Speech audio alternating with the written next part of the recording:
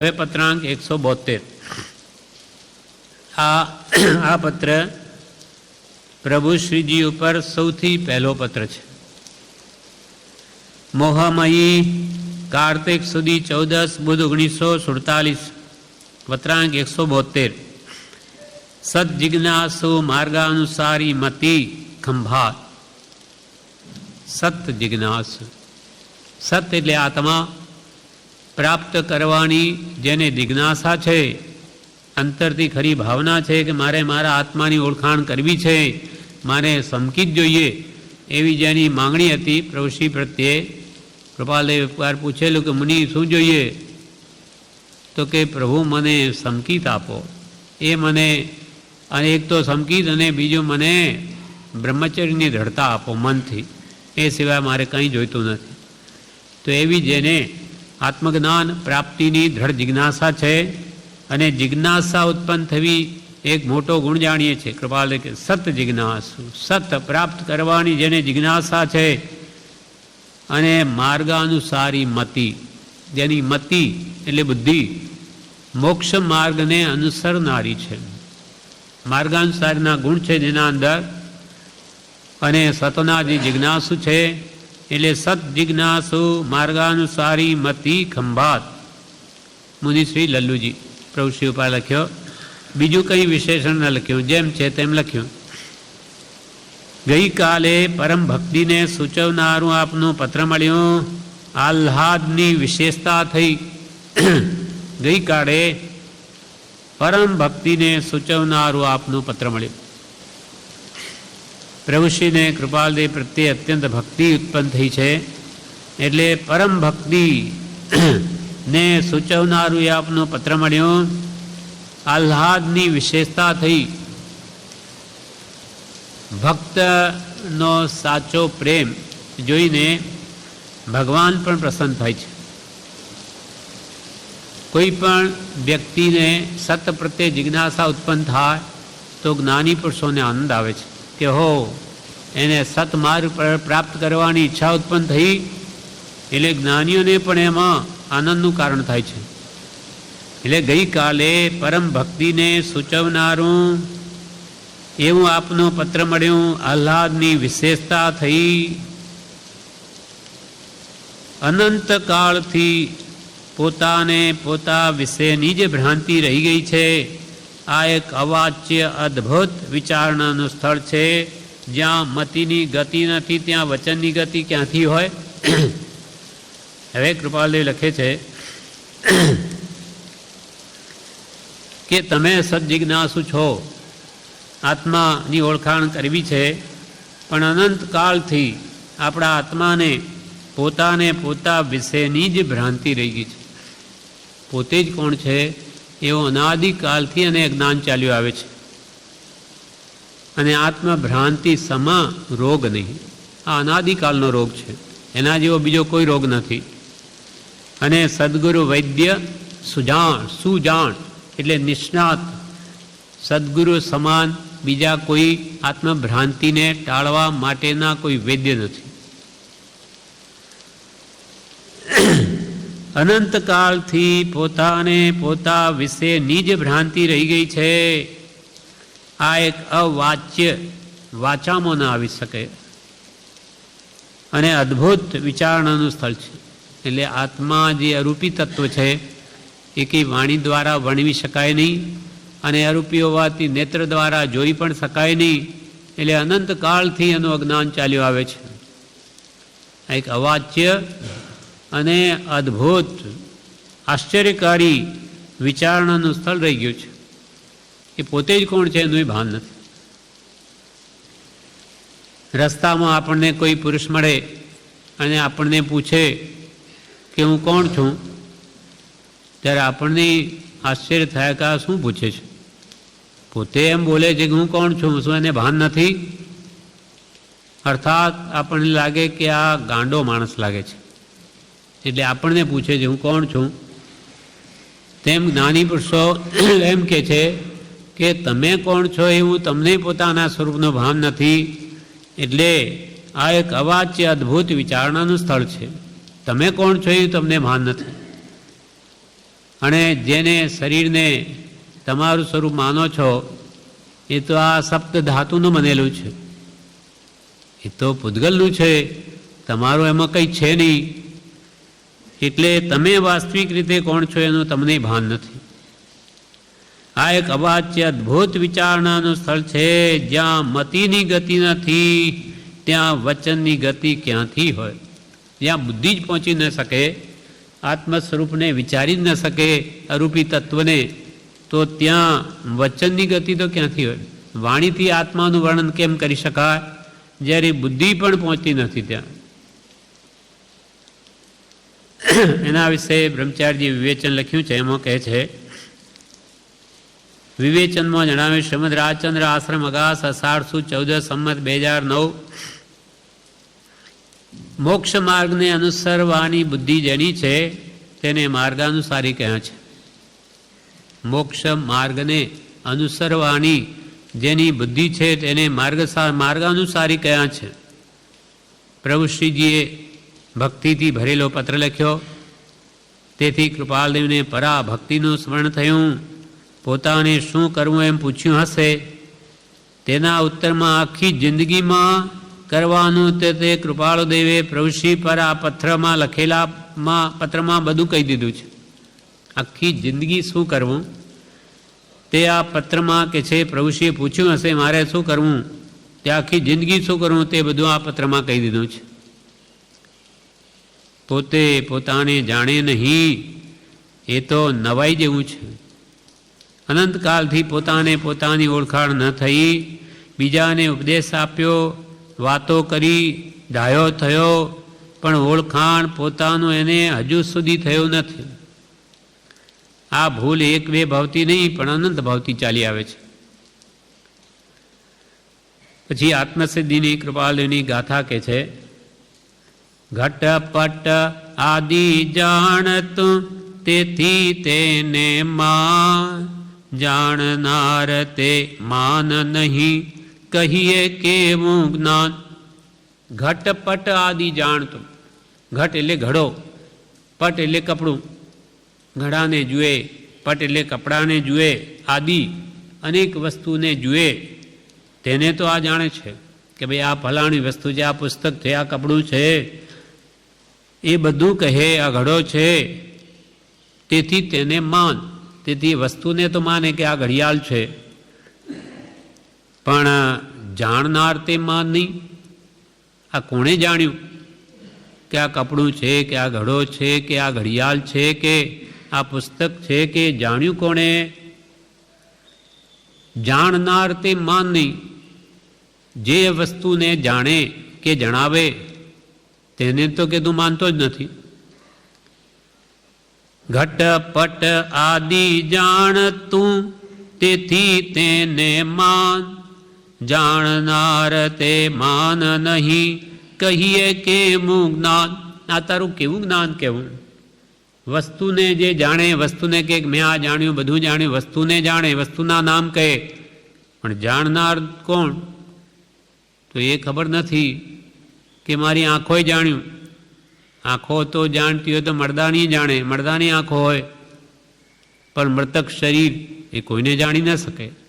જાણનાર જેવો ચેતન આત્મા છે, જે જ્ઞાન દર્શન જેનો ગુણ છે, વસ્તુને માને પણ વસ્તુના જાણનારને ન માને.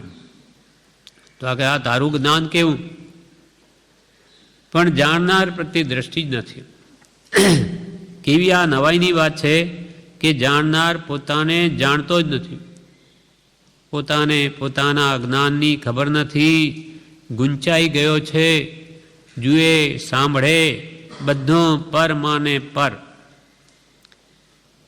પર વસ્તુને જાણે, એના જ વર્ણન કરે, પણ આ જાણનાર કોણ છે એ તરફ એનો લક્ષ્ય જ નથી, વિચાર જ નથી.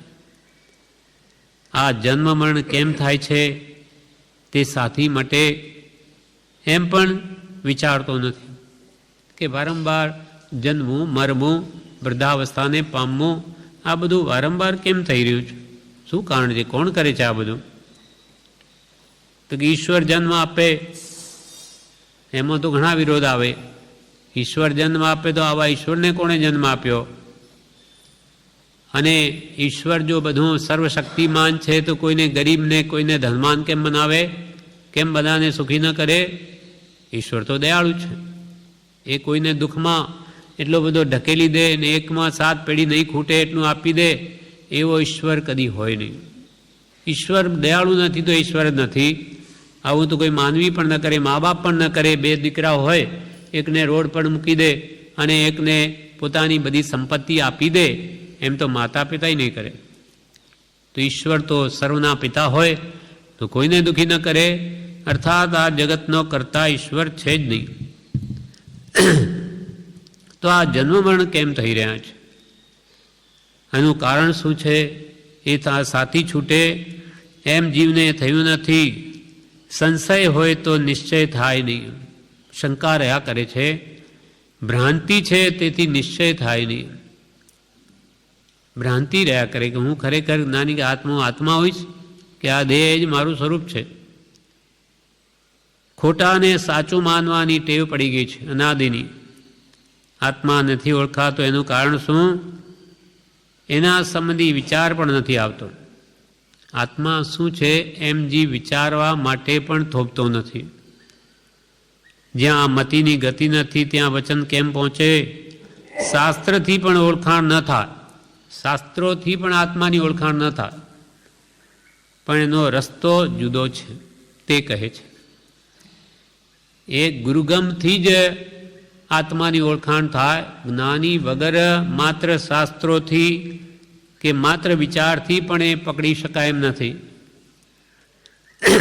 હવે એને એ આત્માની ઓળખાણ કેમ કરવી તેના કૃપાલદેવ અહીંયા 7 એના સાધનો બતાવે છે કે એ પ્રમાણે તમે કરશો તો એ અનાદિથી ચાલી આવતી આત્મભ્રાંતિ તે ટળી જઈ અને તમને તમારું જ્ઞાન થઈ જશે. તેમાં પહેલો ઉપાય કે છે નિરંતર ઉદાસીનતાનો ક્રમ સેવવો. નિરંતર ઉદાસીનતા આ મોટામાં મોટી દુર્લભ વાત છે. હંમેશા વૈરાગ્ય ભાવમાં રહેવું. ઉદાસીન, ઉદ એટલે અધ્ધર, આસીન એટલે બેસવું. અધ્ધર બેસવું, ક્યાંય લેપાવું નહીં. જગતમાં ગમે તેવા સંજોગો આવી પડે તો તેમાં હર્ષોકમાં જવું નહીં, રાગ દેશના ભાવોમાં આવવું નહીં. તો તમને આત્માની ઓળખાણ થશે. મુશ્કેલ છે. વૈરાગ્ય ભાવ આવવો સહેલો નથી, પણ નથી જ આવી શકે એમ પણ નથી. ભાવ તનને ભોગનો જો વિચાર કરે તો જીવને વૈરાગ્ય આવ્યા વિના રહે નહીં. ભાવ તનને ભોગ, ભાવ એટલે સંસાર. આ સંસારમાં હું છું તો હું 84માં પત્રમાં કૃપાલદેવે લખ્યું તેમ દેહમાં વિચાર કરનાર બેઠો છે તે સુખી છે કે દુઃખી સંભાળી લે. દુઃખ લાગશે જ. દુઃખના કારણો પણ તને દૃષ્ટિગોચર થશે. કદાચ ન થાય તો મારા કોઈ પણ ભાગને વાંચી જા તો તને ખબર પડશે કે સંસારમાં સુખ છે કે દુઃખ છે. મધ્યસ્થાથી વિચારે તો પોતાને પણ ખ્યાલ આવે એવું છે કે હું સવારથી સાંજ સુધી સુખ માટે દરેક જીવના પ્રયત્ન હોય તો હું સુખ કેટલું ભોગવ્યું અને દુઃખ કેટલું ભોગવું.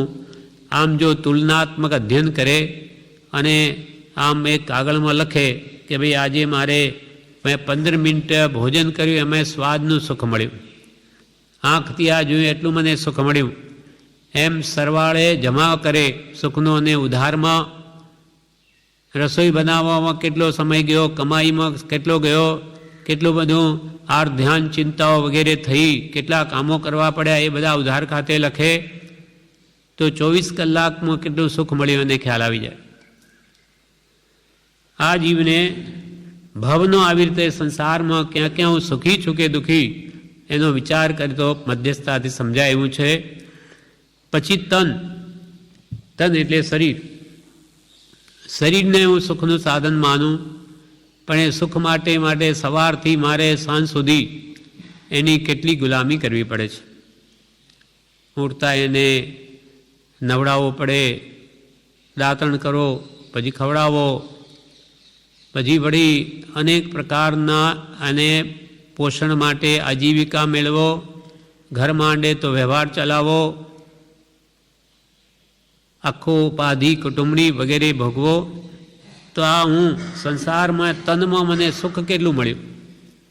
અને વળી એના લીધે માનસિક ચિંતાઓ થાય તો રોગના કારણ બને છે, શારીરિક શ્રમ વધારે થઈ જાય, ખાવામાં આડું આવી જાય તો એ કેટલું દુઃખ ઊભું થાય. એટલે તનનો વિચાર કરે કે એનાથી સુખ કેટલું મળ્યું અને દુઃખ એની સેવા મારે કેટલી કરવી પડે છે. પછી ખવડાવો, સુવડાવો, પીવડાવો, નવડાવો, જાત જાતના કરવા પડે છે. ભવ તનને ભોગ, 5 ઇન્ના ભોગો. આખો દિવસ તૃષ્ણા એની મળી રહે. હવે આ ખાઉં, હવે આ જોઉં, હવે આ સાંભળું, હવે સૂંઘું, સ્પર્શું. આમ અનંત કાળથી હું કરતો આવ્યો છું, છતાં મને તૃપ્તિ થતી નથી. અને જેમ જેમ ભોગવું તેમ તૃષ્ણા વધે છે. તો આ ભોગો મને કેટલા સુખ આપ્યા. ભોગે રોગ ભયમ, વિશેષ ભોગવાઈ જે આસક્તિને લઈને તો ત્યાં રોગનો ભય છે. દરેક તીર્થંકર ભગવાન જ્યારે સંસારનો ત્યાગ કરે છે, ઘર છોડીને દીક્ષા લે છે, ત્યારે આ ભાવનાઓ ભાવે છે. ભવતન ભોગ વિરત કદાચિત ચિંતયે, ધન જોબન પિય પુત કલતય નિતયે, કૌન શરણ મરણ દિન દુઃખ ચૌ ગતિ ભર્યો, સુખ દુઃખ એક હિ ભોગત જીય વિધિવસ પર્યો.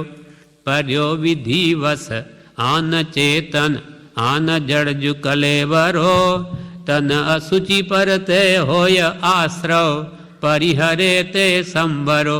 નિરજરા તપ બલ સિદ્ધિ સંપદ, નિરજરા તપ બલ હોય સમકિત બિન સદા ત્રિભુવન ભમ્યો, દુર્લભ વિવેક વિના ન કબહું, પરમ ધર્મ વિશે રમ્યો.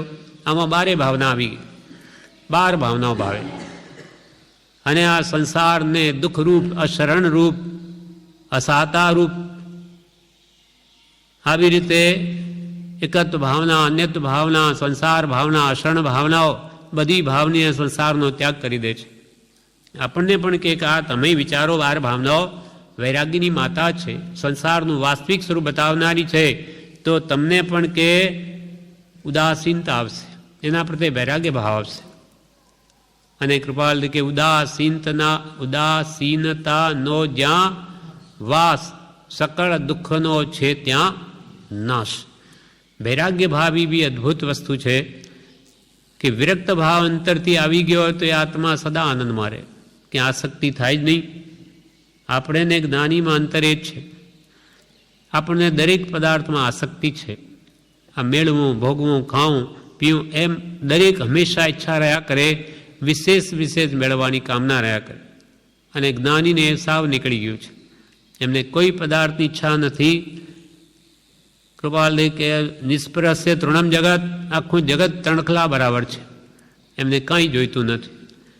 આસક્તિ સર્વથા જ્ઞાનીના અંતરમાંથી ચાલી ગઈ હોવાથી એ હંમેશા સુખી છે. जिन्हें कछु नहीं चाहिए वो शाहन के सहा, એ બાદશાહ નહીં બાદશાહ છે. ચક્રવર્તી પણ હોય, 6 ખંડનું આધિપત્ય હોય, એ એક ભિક્ષુક જંગલમાં બેઠા હોય, દિગંબર મુનિ હોય, જેની પાસે કંઈ ન હોય પણ એવી અદ્ભુત આત્મરિદ્ધિ હોય કે જે ચક્રવર્તી પાસે પણ નથી, એટલે એ પણ તેને જેને નમે છે એ પરમ સુખી. મુનિ એકો પરમ સુખી. સંસારી જીવો બધા દુઃખી છે. એટલે પહેલાં કૃપાલ કે જો તમારે એવું જે પોતાના સ્વરૂપનું જ્ઞાન કરવું હોય તો પહેલાં નિરંતર ઉદાસીનતાનો ક્રમ સેવવો, ભાવ તનને ભોગ આદિનો વિચાર કરવો. તો એ રાગરૂપ પિશાચ તે પણ ભાગી જાય. વૈરાગ્ય માં નિર્ભયતા છે. વૈરાગી જીવ નિર્ભય રહે, કોઈને આધીન રહે નહીં. રાગ એ તો આગ સમાન છે. રાગ આવ્યો કે એને અંતરમાં બળતરા ઊભી થઈ ગઈ. વિતરાગતામાં શાંતિ છે અને ત્યાગમાં શૌર્ય છે. પણ રાગ એ તો આગ જ છે. રાગનું વિપરીત વિતરાગતા છે, વૈરાગ્ય છે. અને ત્યાગ વૈરાગ્ય ન ચિત્તમાં થાય ન તેને જ્ઞાન. એટલે અહીંયા કૃપાલદેવ પહેલું એ કે છે નિરંતર ઉદાસીનતાનો ક્રમ સેવવો. વિવેચનમાં કે છે નિરંતર ઉદાસીનતાનો ક્રમ સેવવો. આત્મા જાણવો હોય તો જડથી ઉદાસી તેને આત્મવૃત્તિ થાય છે. જડથી ઉદાસી જેને થાય તેને જ આત્મવૃત્તિ થાય. ભરત મહારાજા એકવાર ઋષભદેવ ભગવાનના દર્શને જતા હતા તો એમના હાથી નીચે 500 ગોકુળ ગાય, લાલ રંગના કીડા આવે, એ 500 એક સાથે દબાઈને મરી ગયા. એ મરીને સીધા ભરત મહારાજાને જ પુત્ર થયા. 500 એ 500 પુત્ર બોલે જ નહીં, મૌન. એટલે ભગવાન ઋષભદેવને ભરત મહારાજા પૂછે છે કે આ કેમ કંઈ બોલતા નથી? તો કે એમને સંસાર પ્રત્યે વિરક્ત ભાવ આવી ગયો છે. એમને આ સંસાર બધો દુઃખમય લાગે છે. ત્યાં પછી ભગવાન ઉપદેશ આપે છે અને 500 પુત્રો એક સાથે ભગવાન ઋષભદેવ પાસે દીક્ષા લઈ લે છે. એમ નિરંતર ઉદાસીનતાનો ક્રમ સેવો એટલે જગતની વિસ્મૃતિ કરી. કૃપાલ કહ્યું ગમે તે શાસ્ત્ર કે ગમે તે ક્રિયા જપ તપ કે શાસ્ત્ર અધ્યયન કરીને પણ એક જ કાર્ય સિદ્ધ કરવાનું છે, તે એ કે જગતની વિસ્મૃતિ કરવી અને સતના ચરણમાં રહેવું. જગતને ભૂલી જવું. જગતને જેમ જેમ યાદ કરીએ તેમ અનેક સંકલ્પ વિકલ્પ આવે. આપણને આપણા હાથમાં કંઈ ના આવે, ખાલી દુઃખી થઈએ, રાગદ્વેષના ભાવો થાય. એટલે જગતને ભૂલતા રહેવું ને સજાત્મ સ્વરૂપ પરમ, એ મારું સ્વરૂપ છે. આ બધું જ કર્મનું સ્વરૂપ છે. એમ નિરંતર જે ભાવના ભાવે તે જરૂર આત્મજ્ઞાન પાવે. એટલે પૂજ્યપાદ સ્વામી સમાધિ શતકમાં કહે છે તે કહો તે પૂછો સૌને, તે ઈચ્છો તન્મય રહો, જેથી મિથ્યાત્વ મૂકીને નાનાવસ્થા તમે ગ્રહો. તે કહો તે પૂછો સૌને. બધાને વાત કરો તો આત્મા સંબંધી જ કરો. પૂછો તો પણ એના જ પ્રશ્ન પૂછો કે આત્મજ્ઞાન કેમ થાય, આ કર્મો કેમ દૂર થાય, આ સંસાર શું છે, એ દુઃખથી મુક્ત કેમ થવાય. તે કહો તે પૂછો સૌને, તે ઈચ્છો તન્મય રહો. તેની તમે ઈચ્છા રાખો કે મને આત્મજ્ઞાન કેમ થાય, જન્મથી મુક્ત થવું છું. તે ઈચ્છો તન્મય રહો. એ આત્મભાવનામાં જ તન્મય રહો, જેથી મિથ્યાત્વ મૂકીને અનાદિનું જે મિથ્યાત્વ છે, મિથ્યા માન્યતાઓ, દેહમાં આત્મબુદ્ધિ વગેરે અથવા રાગદ્વેષના ભાવો જે આત્માનો સ્વભાવ નથી, તે જેથી મિથ્યાત્વ મૂકીને નાનાવસ્થા તમે ગ્રહો. તમારો જે આત્મા જ્ઞાન ઘનપિંડ છે, ચેતન્ય ઘન છે, સ્વયં જ્યોતિ સુખધામ છે, શુદ્ધ બુદ્ધ ચેતન્ય ઘન છે, તેને તમે પાવો. કૃપાલ કે આત્માને ઓળખવો હોય તો આત્માના પરિચય થવું, અને આત્માના પરિચય થવું હોય તો પરવસ્તુના ત્યાગી થવું. કેમ કે મન આપણું એક છે. મન એક ઠેકાણે રહે, ઉપયોગ એક જ છે આત્માનો. એ જો સંસારમાં હોય તો મોક્ષમાં ના રહે, ઉત્તમ ભાવોમાં ના રમે. એટલે કબીરદાસજીએ કહ્યું છે કબીરા મન તો એક હૈ, ચાહે जिधर लगा, चाहे गुरु की भक्ति कर, चाहे विषय कमा. કબીરદાસજી કહે છે, સંત થઈ ગયા માર્ગઅનુસારી પુરુષ, એ કહે છે કે કબીરા મન તો એક હે, મન તો એક જ છે. ચાહે जिधर लगा, જ્યાં તારી ઈચ્છા હોય ત્યાં લગા. ચાહે ગુરુ કી ભક્તિ કર, ચાહે વિતરાગ પુરુષોની ભક્તિ કરો. ચાહે વિષય કમા, કાં પાંચના વિષયમાં રમાવ. જેવી તારી ઈચ્છા હોય તેમ કર.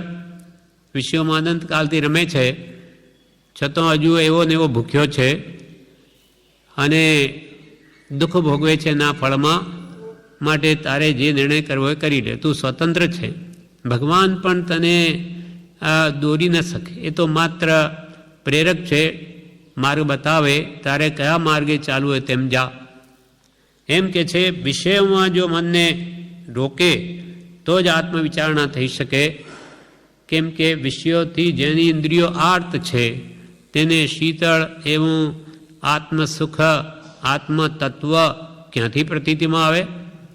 આપણું મન સંસારના વિચારોમાં જ દોડ્યા કરતું હોય. 5 ઇંચના વિષયો મને કેમ મળે? એનું મન તો વ્યસ્ત છે બીજામાં.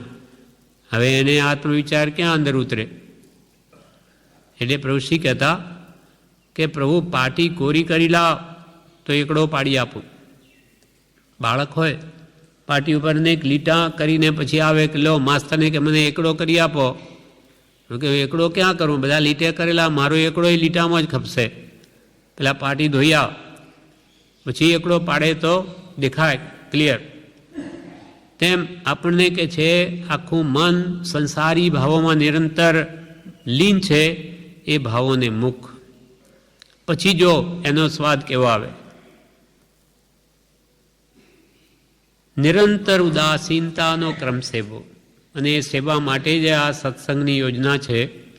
એવી હું વાતાવરણીય કરી દીધું કે જ્યાં સંસારની વાત જ નહીં, કોઈ વ્યવહાર નહીં, કોઈ વેપાર નહીં. એટલે આત્મા અહીંયાથી નિવૃત્ત થઈ ગયો તો એ મન અહીંયા કંઈક આ અંદર ઉતરી શકે. એટલે પહેલાંથી જ આવો વાતાવરણ નિયમો જ એવા ઘડી લીધા કે અહીંયા તો માણસ જગત ભૂલી જાય, તો એને કે આત્માની વાત અંદર ઉતરે, અને તો જ એને એનો સ્વાદ આવે. પેલા 2 કીડાની વાત આવે, 2 ભમરા, એક વિષ્ટાનો ભમરો ને એક બાગ બગીચામાં રહેનારો. 2 મિત્રતા આપણને સમજાવવા માટે વાત કરી, એમાંથી આપણે સાર ગ્રહણ કરવાનો છે. એટલે 2 ભમરાઓ એક દિવસે ભેગા થયા. એટલે જે બાગ બગીચામાં રહેનારા ભમરાએ કહ્યું કે ભાઈ તું આવ મારે ત્યાં બાગ બગીચામાં. તો એને લઈ આવે, બધે ફેરવે, પણ એને તો કંઈ સુગંધ જ ના આવે. આવી બધી સુગંધ આ ચમેલીની, આ ગુલાબની, આ મોગરાની, એને કંઈ ના આવે? શું થઈ ગયું? એટલે એને વિચાર કર્યો કે જોયું ધ્યાનથી તો એ તો વિષ્ટાનો ભમરો સાથે વિષ્ટાની ગોળી લઈને આવ્યો છે. જેમ આપણે ઘરથી નીકળીએ તો ખાવાનું સાથે લઈને નીકળીએ, કંઈ હોય નહીં હોય આગળ.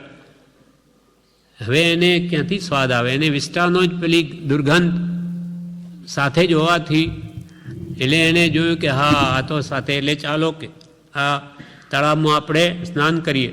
એમ કરીને ત્યાં ઝબોળ્યો એને, ત્યાં વિષ્ટાની ગોળી ગળી ગઈ.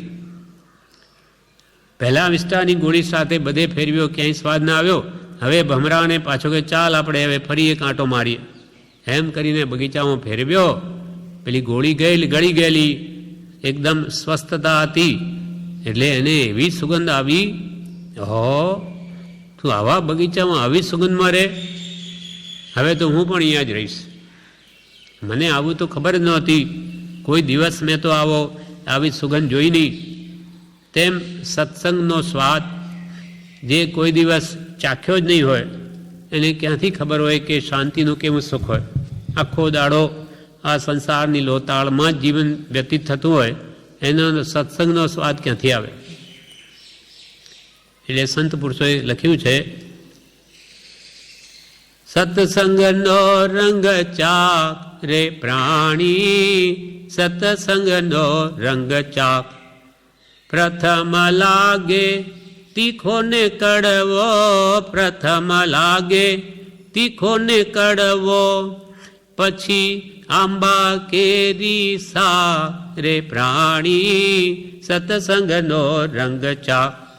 સત્સંગનો રંગ ચાક રે પ્રાણી, સત્સંગનો રંગ ચાક. પહેલાં તો તીખો ને કડવો લાગે, કેમ કે ગમે નહીં આ શું બધું અહીંયા કંઈ સંસારની જોવાનું, ખાવા પીવાનું કંઈ છે નહીં, હરવા ફરવાનું, અહીંયા શું સુખ છે? પણ જેમ જેમ ઉત્તમ મહાપુરુષોની વાતો સમજાય, સંસારનું દુઃખ કેવું ભયંકર છે, આ નરકના દુઃખો અનંતકાળ સુધી ઠેકાણું ન પડે, આ સાગરોપમના દુઃખો, એ જો જીવના ખ્યાલમાં આવે તો છક્કા છૂટી જાય. એક સાગરોપમ એટલે શું? એ જાણે જગનને અનંત કાળ જેવું લાગે, અસંખ્યાત કરતોય વધી જાય, એટલા કાળ સુધી જીવ નરકમાં જ રહે. એ એક પેલો પલ્યોપમનો ખાડો જે કયો, અહીંયાથી આણંદ જેટલો 13 કિલોમીટર લાંબો, પહોળો, ઊંડો, તેમાં એક વાળના 2 કટકા ન થાય એવા વાળના ટુકડા કરી જુગલિયાના, આપણા તો વાળ મોટા જાડા હોય, અથવા જન્મેલા બાળકના વાળના ટુકડા કરી નાખે. એક ખાડો ઠાંસીને ભરવો અને 100 વર્ષે એમાંથી એક વાળનો ટુકડો નાનામાં નાનો કાઢવો. એક ખાડો ક્યારે પૂરો થાય? એક વાળનો ટુકડો, એમાં અસંખ્યાત ટુકડા હોય, અને એક પાછો 100 વર્ષે કાઢવો. એ ખાડો જ્યારે પૂરો થાય તે તો એક પલ્યોપમ છે.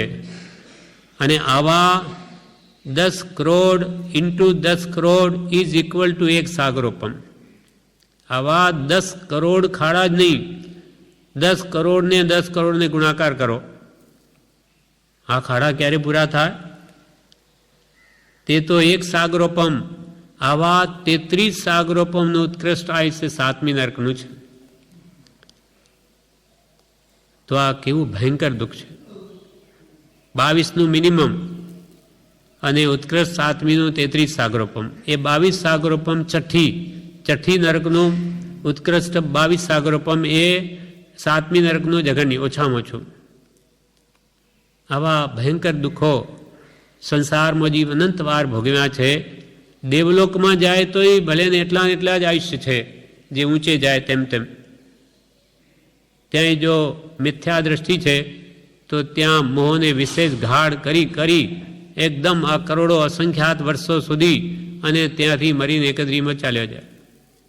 તો આ સુખ એ શું ભાવ પડ્યું, અને આ દુઃખ પણ કેટલું. એટલે મહાપુરુષો કે જેમ કે 700 વર્ષનું આયુષ્ય બ્રહ્મદત્ત ચક્રવર્તીનું હતું, ચક્રવર્તીના સુખો ભોગવ્યા એને 700 વર્ષ, અને અંતે કુરુમતી એની પટરાણી હતી, એના છાતી પર હાથ પછાડતો મરી ગયો, મરીને 7મી નરકે ગયો. એની બધી વિગત કાઢી છે એક મહાપુરુષે કે 700 વર્ષ એને ઇન્દ્રિયોનું સુખ ભોગવ્યું. એ શું ભાવ પડ્યું? તો કે એક શ્વાસ લઈને છોડીએ એટલા સમયમાં જે ઇન્દ્રિય સુખ ભોગવ્યો તેનું 11,58,000 પલ્યોપમનું દુઃખ આવ્યું. એક શ્વાસોશ્વાસનો હિસાબ કાઢ્યો, 11,58,000 પલ્યોપમનું દુઃખ આવ્યું એને. તો મહાપુરુષે આ સુખ શું ભાવ પડે આ સંસારનું. એટલે એને તો તિલાંજલિ જ આપવી જોઈએ. આપણને મહાપુરુષો એના માટે સમજાવે કે હવે તમે નિરંતર ઉદાસીનતાનો ક્રમ સેવો, ક્યાં પણ આસક્તિ થવા ન દો, નહીં તો એના ફળ ભયંકર આવશે. અને એકવાર ઉદયાવલીમાં એક બેઠા પછી કોઈ કાઢી ન શકે, એને ભોગવવા જ પડે. પહેલાંથી જ જ્ઞાન ધ્યાન બળે એનો નાશ કરી દો અને નિરંતર વૈરાગ્ય ભાવમાં રહો. ભરત મહારાજા જેવા ઋષભદેવ ભગવાનના પુત્ર છે, એમને તો દીક્ષા લેવી હતી, પણ ભગવાનના કહેવાથી એમની આજ્ઞા પાલન કરે છે, રાજ્ય સંભાળે છે. ત્યાં પણ આત્મજાગૃતિ બની રહે તેના માટે ત્યાં દરેક દરવાજે ઘંટડીઓ લટકાવે છે. બ્રહ્મચારી આ ભાવ પ્રજ્ઞાબોધનો લખ્યો છે ઋષભદેવ ભગવાનના ચરિત્રમાં, કે જ્યાં જાય અંદર કોઈ રૂમમાં કે હોલમાં કે ઘંટડીઓ અને મુકુટને અડે, જેવી અડે તેમાંથી એવો અવાજ આવે કે સત્સંગ કર, સત્સંગ કર, સત્સંગ કર, સત્સંગની યાદી આપે. તો એવા મહાપુરુષો પણ ક્યાંય મોહ નહીં થઈ જાય 6 કળનું રાજ્ય કરતાં. એટલે એવી જાગૃતિ માટે એવી રચના કરી રાખેલી. આ ભાવ ઋષભદેવ ભગવાનમાં પાઠમાં બ્રહ્મચારીજી લખે છે પ્રજ્ઞાબોધમાં, દર દર વાજે રે ઘંટડીયો તણ, દર દર વાજે રે ઘંટડીયો તણ, તોરણ કર તું રે નાદ, તોરણ કર તું રે નાદ, મુકુટ અડતા રે જગવે પ્રવેશતા, મુકુટ અડતા રે જગવે એટલે જાગૃતિ આપે, પ્રવેશતા, મુકુટ અડતા રે જગવે પ્રવેશતા, સત્સંગતિની યાદ, સત્સંગતિની યાદ, જાગો હે જીવો રે મોહ કરો પરો, જાગો હે જીવો રે મોહ કરો પરો. હે જીવો હવે તો જાગો, મોહ નિદ્રાથી જાગો અને આ મોહને કરો પરો. પરો એટલે દૂર. આ મોહને હવે દૂર કરો. આ મોહને લઈને તમે ઘણા દુઃખી અહીંયા છો. જ્યાં જ્યાં મમત્વ ભાવ થાય, મારાપણું થાય કે અહમભાવ શરીર આદિમાં થાય, આ મોહના જ કારણો છે. આ મોહનો રાજાનો જ મંત્ર છે. અહમ મમેતી મંત્ર એ મોહસ્ય જગત અંધકૃત. આખા જગતને આંધળો બનાવી દીધું છે આ મોહ રાજાએ. અને મોહ રાજાનો મંત્ર શું? હું ને મારું, હું ને મારું. આ દેહાદિ સ્વરૂપ હું અને દેહ શ્રી પુત્રાદિ મારા, આદિમાં બધું આવી ગયું. અહમ મમેતી, હું ને મારું. મંત્રો અયમ મોહસ્ય, મોહ રાજાનો મંત્ર હું ને મારું, હું ને મારું. અને એને મોહ રાજાને હણવાનો મંત્ર કયો? અયમ ને વ નય પૂર્વ પ્રતિ મંત્રોપી મોહજિત. આ દેહાદિ સ્વરૂપે હું નહીં અને દેહ સ્ત્રી પુત્રાદિ મારા નહીં. તો તું કોણ? હું તો શુદ્ધ ચૈતન્ય સ્વરૂપ અવિનાશી એવો હું આત્મા છું. અજર અમર અવિનાશી ને દેહાતી સ્વરૂપ છું. શુદ્ધ બુદ્ધ ચૈતન્ય ઘન છું, સહજાત્મ સ્વરૂપ છું. આ મારું સ્વરૂપ છે. એમ આત્મ ભાવના ભાવતા જીવલે કેવળ ના રહે. એટલે અહીંયા કે છે નિરંતર ઉદાસીનતાનો ક્રમ સેવવો. આત્મા જાણવો હોય તો જડથી ઉદાસી કરવી જ પડશે. આ જડ પદાર્થો પ્રત્યે આપણની જે આસક્તિ છે, શરીર કે ભોગો પ્રત્યે કે કોઈ પણ જગતના સંસારિક પદાર્થો પ્રત્યે, એને મૂકવી જ પડશે, તોડવી જ પડશે. આજે કેટલાક વર્ષે મોડે વહેલે પણ આ સંસાર પ્રત્યેની આસક્તિ તોડીએ જ જીવની મુક્તિ થશે. તો કે જડથી ઉદાસી તેને આત્મવૃત્તિ થાય છે. આ પ્રમાણે આ પત્રની આપણે શરૂઆત કરી છે. ફરીથી આગળ આવતીકાલે.